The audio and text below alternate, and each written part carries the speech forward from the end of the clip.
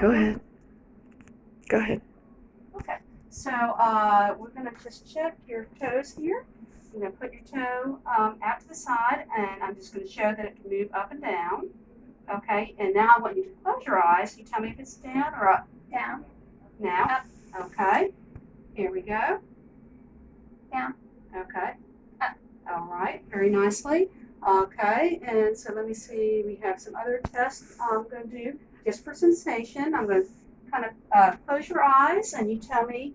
I'm going to touch your arms and your legs, and you tell me if it's sharp or dull. Okay. Sharp. Dull. Sharp. Sharp. How much? Okay. And, okay. Sharp. There you go. Okay, so her sensations are intact with that. Okay, so let's see. I think that's about it on that. Now, okay, for sensation, we did that. And I'm forgetting something.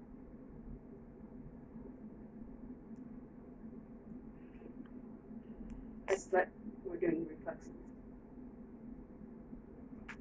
I'm not as good. This is what I'm missing. Oh, yeah. Okay, so we have this, I'm going to put some in your hand. You tell me if you could feel it. And this is the steroidogenesis. Okay, tell me what is in your hand.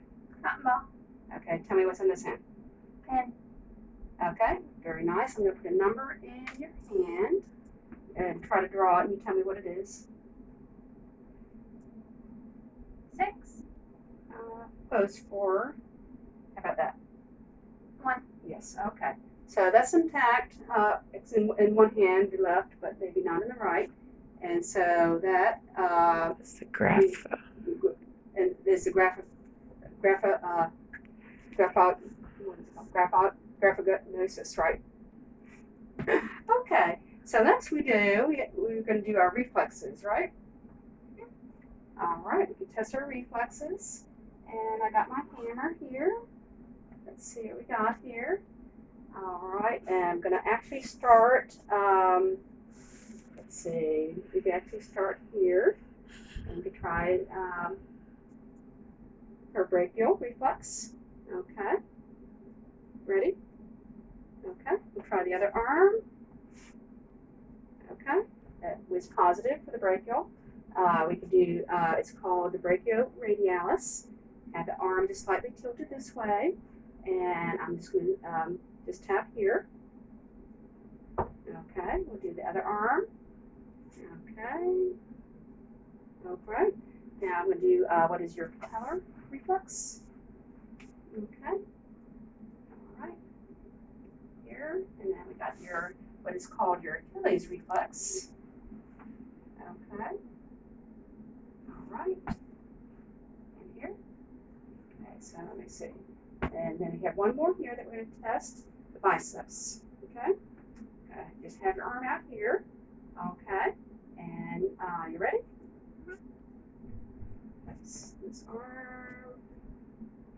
Kind of rest that. All right. So her reflexes are positive, which is good. I do want to test one other thing at the bottom of your foot. Okay. And this is just going to go along the outside of her foot. Okay. This foot. So she's negative for Babinski sign, which would be, which is normal. Abnormal would be a positive Babinski sign where the toes would curl, which would indicate a neurological lesion. Okay, so next I would like you to lay in the bed. Okay, and we're going to check something called clonus. Okay, so for that I'm just going to lift up your leg under your ankle. Okay, and I'm just going to have dorsiflect her foot and just push your foot up. And we don't see any tapping, so that's negative for clonus. Then we got the other leg here, and we're going to push up. And we don't have, both legs are negative for clonus. Okay, and let me see here. So we have all of that for our reflexes. And so I think now we can go ahead with our cardiac. Okay. And so here, actually, I will just go to the side here. And I'm just going to first do my inspection.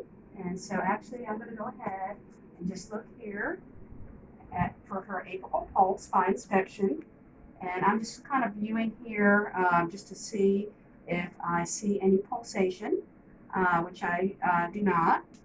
But I'm just going to use some tangential lighting just to see if I see any motion there, which I do not. Okay, also for inspection, I'm going to just have you turn your head towards the wall there. I'm just going to look at her jugular vein. Also, just with some tangential lighting, do not see any pulsations, and the head of the bed is at 30 degrees, which is important for JVD assessment. And so that is a normal finding as well. So now that I have looked at my inspection, I'm going to do a palpation. And so next we could do palpation for the apical pulse. Okay. So this is at the 4th to 5th intercostal space, mid-clavicular line. Okay, and I'm just finding the point of maximal impulse, which I can feel. All right, and so after that, I'm also going to check for what are called heaves as well. And so I'm going to just use the fingertips here just to see if I have any heaves and lifts, and I do not have any. And that's a normal finding. An abnormal finding would be to have positive heaves, and that would indicate possible left or right ventricular or atrial enlargement. Next, I'm going to use the ball of my hand to feel for thrills, okay? Also at the point of PMI, and don't feel anything there, okay? And that is a normal finding as well. So then I am actually going to palpate for the carotids. You can turn to that side, and I'm going to go midline, go 2 finger lengths to the side, and I'll feel. And she has a normal carotid pulse. Okay, you can turn your head back. So we finished the inspection and the palpation. Now is time for auscultation. I'm going to use both the diaphragm and the bell to listen for her heart sounds.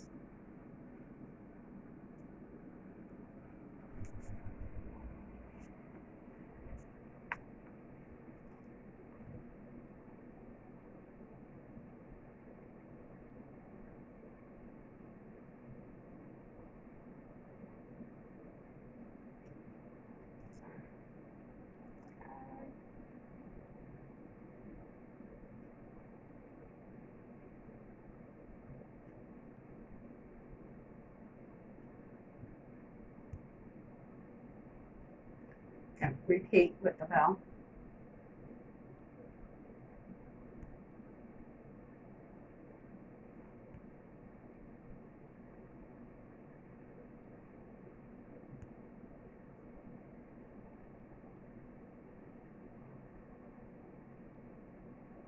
Okay, so the heart sounds that I listened for, I'll just go through the order.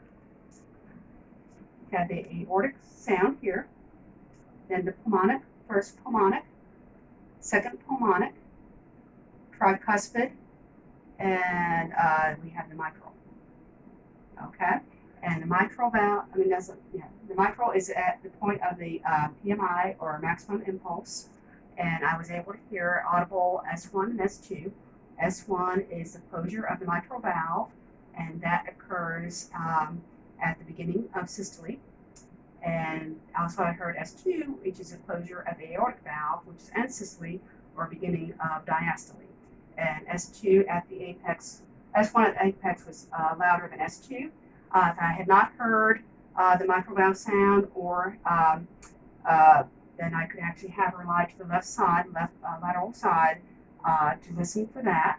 And I did not hear any abnormal sounds or murmurs, and if I had, then I would have done some other maneuvers to listen to that a little bit more.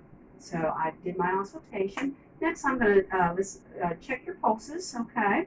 And these need to be done bilaterally. Okay, so I'm going to just check your radial pulse. both sides. Okay, they're equal. And then one thing I also did want to mention when I listened for the April pulse before, her heart rhythm was regular, and did listen for that minute, and her heart rate was about 70. Okay, I'm also going to check the brachial pulse here. Okay, that's nice and strong, +2. We'll check this arm here. Okay, also +2, so they're equal so far. Okay, and then very gently we're going to check the femoral on both sides. Okay, they're both +2. Next, we're going to check beneath the knee for the popliteal. And just to raise that leg a little bit, just check under here. Okay, that's +2. Also +2. Now we're going to try the feet, the dorsalis pedis. Okay, both feet are good. Okay, and the posterior tibial, also +2, equal on both sides. The feet are both warm. Cap refill is less than 3 seconds, and so we do not have any cyanosis or possible issues with her pulses. If I could not feel a pulse, I would actually get something called a Doppler machine that can actually better assess pulses in that case. Okay, and so also with looking at her arms and legs, do not see any edema or swelling, which would indicate possible issues with fluid, possible heart failure, or issues of that nature. So this completes our assessment, and I do thank you. I'm going to wash my hands and let you get dressed, and we need to do a 360 view of our room, okay? Just to kind of turn around and also from behind as well, okay? Just turn around, yeah.